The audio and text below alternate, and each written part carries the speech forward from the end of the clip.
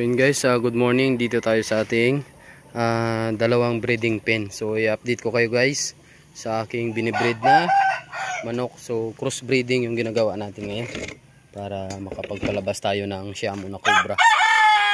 Yun guys, kasi wala tayong inahin na Cobra na Siamo. So dito na lang sa ating Siamo Jutako. So yan yung pairing natin ngayon guys.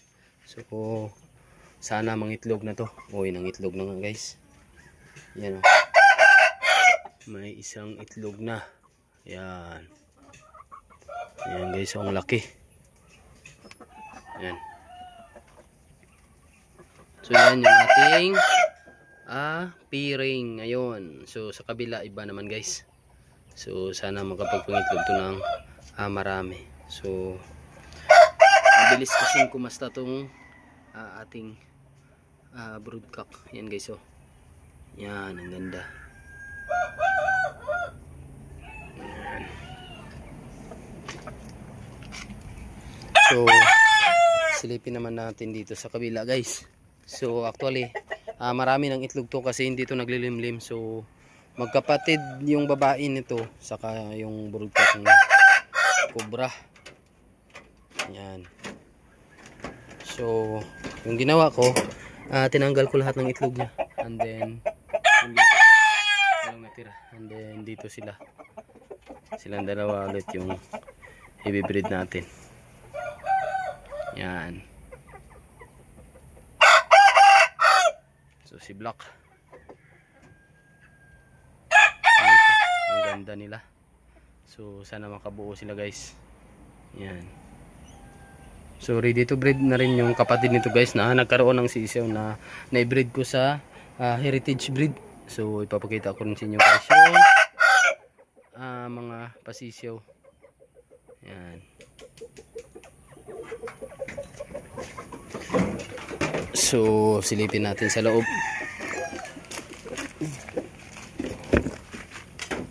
Dito. Baka mabasag yung itlog. May itlog na dyan. Oh, may itlog na oh. Oh.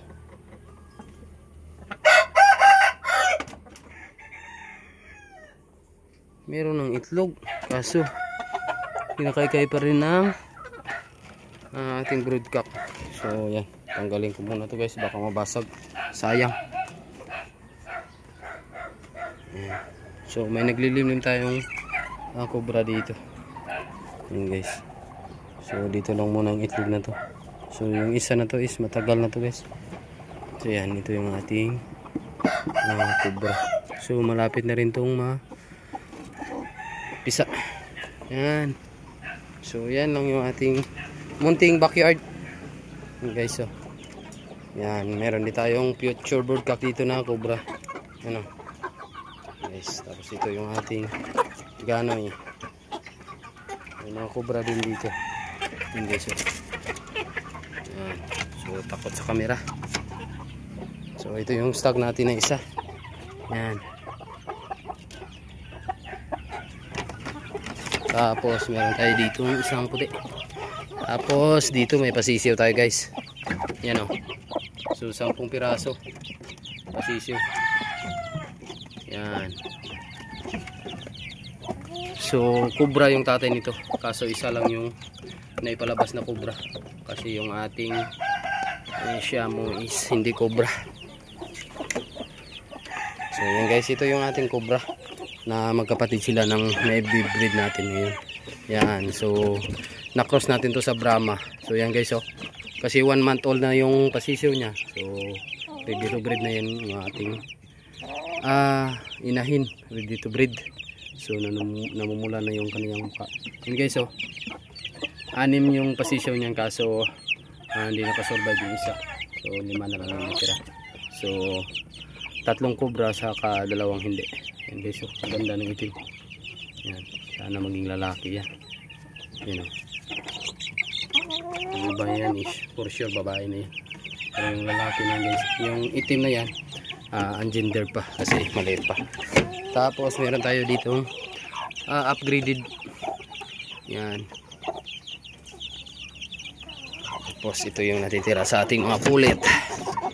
3 months old. Yan guys, oh. 3 months old ulit. Yan, ganda. Tapos ito yung ating cobra na lalaki. And then upgraded yung isa na yan guys, oh, na cross sa dungkaw. Yan. So i-breed din natin yan doon sa ating cobra soon. So yun na muna guys yung update ngayon dito sa ating munting backyard. Yan.